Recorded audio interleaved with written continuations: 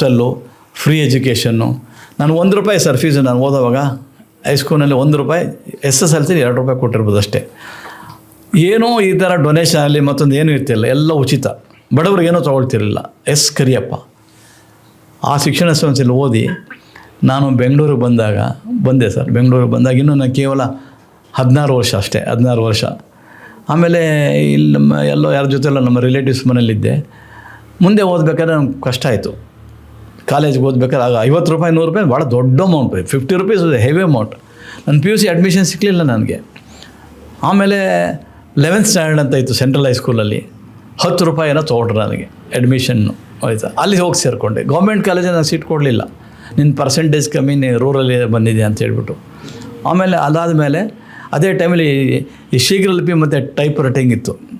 ಅದು ನಾನು ಕಲಿತ್ಕೊಳ್ಳೋಂಥ ಅವಕಾಶ ಇತ್ತು. ಅವಾಗೆಲ್ಲ ₹2 ಕೊಟ್ಟರೆ ಟೈಪ್ ರೈಟಿಂಗ್, ಶಾರ್ಟ್ ಹ್ಯಾಂಡ್ ಎಲ್ಲ ₹3. ಅದು ನನ್ನ ಬದುಕಿಗೆ ಒಂದು ಆಸರೆ ಆಯಿತು. ಆಗ ಏನು ಇಂಟ್ರ್ಯೂ ಮೇಲೆ ಇಂಟ್ರ್ಯೂ ನನಗೆ.